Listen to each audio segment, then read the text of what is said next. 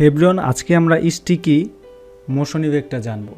So আমরা এখানে scroll করলে দেখতে পাচ্ছি এক একটা পরিবেশ চেঞ্জ হয়, বাট আমরা কি করতে চাচ্ছি, আমরা চাচ্ছি নির্দিষ্ট একটা অংশ সে কখনো নড়াচড়া করবে না, অ্যাজ এ ফিক্সডের মতো থাকবে।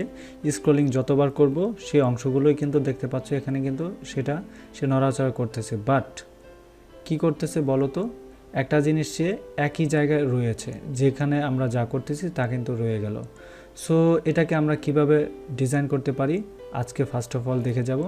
তো আমরা প্রথমেই একটা অংশ এখানে নিয়ে নেই। সো আশা করছি এই অংশটা আমাদের কাজে লাগবে, কারণ আমাদের স্টিকির শর্তে আমরা স্টিকি যদি নেই তাহলে আমাদের জন্য খুবই ইজি হবে বিষয়টা। ওকে, সো আমরা প্রত্যেকটাতে যাব, যাওয়ার পরে গিয়ে দেখবো এখান থেকে আমরা কিছু একটা নিতে পারতেছি।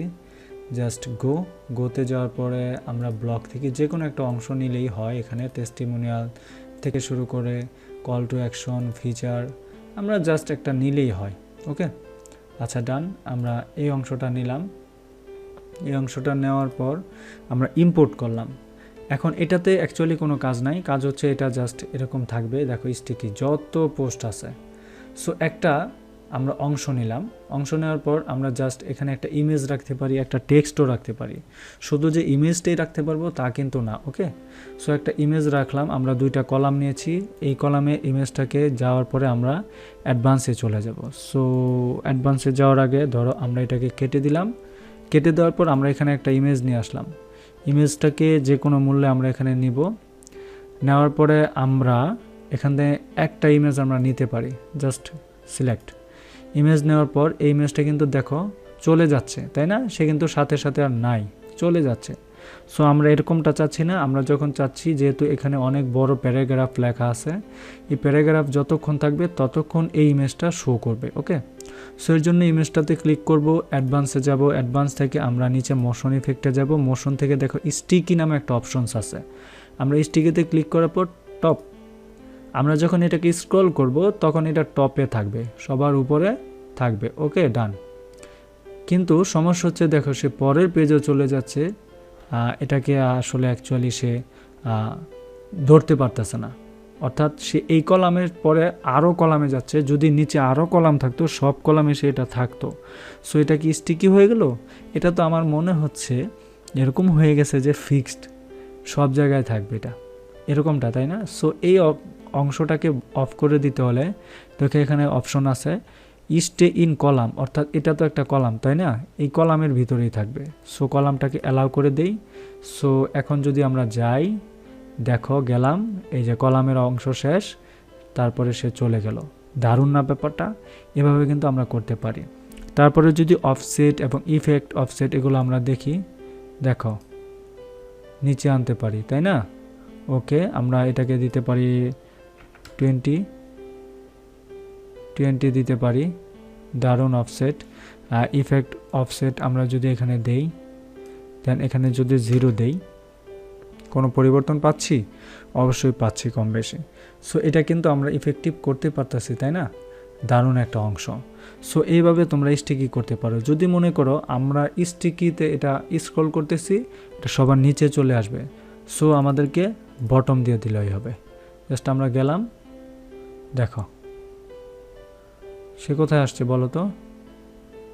বটমে, তাই না? বটম এবং 0 ইফেক্ট দিয়ে দিলাম। সো এখন যদি এটাকে আমরা স্ক্রল করি, দেখো তো সে নিচে আছে? নাই। কেন নাই বলো তো? স্টে কলাম, এখানে যাই। এবার আমরা এটাকে যদি পাবলিশ করি তাহলে দেখব যে এটা সঠিকভাবে কাজ করছে না। এই যে দেখো সে সব সময় কোথায় আছে বলো তো? এখানে কি আমরা তারা রাখছি? সে এখানে কেন? সে বটমে, দেখছো চলে গেছে। এটা এতটুকু রাখছি বটমে, সে সবসময় নিচে থাকবে। এখন তারে যদি আমরা টপে দেই, টপে দেওয়ার পর পাবলিশ দেই, পাবলিশ দেওয়ার পরে একটু রিলোড হয়ে যাচ্ছে অটো। এবার ডান। এবার দেখো সে কিন্তু নাই, সেই কলাম থেকে সে শুরু করতেছে, তাই না? অস্থির, কলাম থেকে শুরু করছে, বাট সে সবার উপরে কিন্তু নাই। কলাম থেকে শুরু করে সে নিচে বিরক্ত করতেছে, তাই না? আচ্ছা, এটাকে অফ করে দিতে হলে স্টে কলাম, এটা আমরা করে দিব পাবলিশ। এখন যদি যাই, সেম পদ্ধতি আমরা দেখতে পাবো। সে কলাম থেকে শুরু হবে, কলামে শেষ হয়ে যাবে তার বাহাদুরি। আবার যদি আমরা তাকে কি করি, বটমে দেই, বটমে দেওয়ার পরে পাবলিশ দেই, তাহলে দেখো সে কি করতেছে, সবার উপরে আসতেছে। সবার উপরে কি সে আসে? খেয়াল করো তো, সবার উপরে সে আসে না। কারণ কি জানো? কারণ হচ্ছে এই যে আমরা বটমটাকে অফ করে দিলেই সে আবার আগের মতো করে শুরু করবে। দেখো তো কোথায় আসে সে, ওয়াও, সে উপরে চলে আসছে। কারণ হচ্ছে তাকে আমি বলে দিব তুমি যখন স্টিকি হবা, বটমে হবা ঠিক আছে, কিন্তু তুমি এই কলামটার ভিতরেই থাকবা, এর কলামের বাইরে যাবা না। সো এটাকে আমি অন করে দিলে সে আর বাইরে যাবে না। হ্যাঁ, আর যদি অফ করে দেই তাহলে সে বাইরে তো যাবেই যাবে, পুরো ওয়েবসাইটের উপরে গিয়ে বসে থাকবে। ঠিক আছে, পুরো ওয়েবসাইটের উপরে গিয়ে সে বসে থাকবে। দেখো এটাকে কিন্তু আমি অফ করে দিছি, এর জন্য সে ওয়েবসাইটের সম্পূর্ণ হিরো সেকশনে চলে এসেছে। এখন আমি এটাকে যদি অন করে দিয়ে পাবলিশ দেই, দেখবা সে নাই। দেখুন সে নাই, দারুণ না? সো এই বিষয়টা এরকম আমরা বুঝতে পারি। তো আশা করছি কিভাবে আমরা একটা ওয়েবসাইটে স্টিকি অন করতে পারি সেই জিনিসটা। স্টিকি অ্যাকচুয়ালি এভাবে করা যায়, আমরা এভাবে করি। দেখো স্টিকি এখানে করা আছে, স্টিকি আমরা নান করে দেই।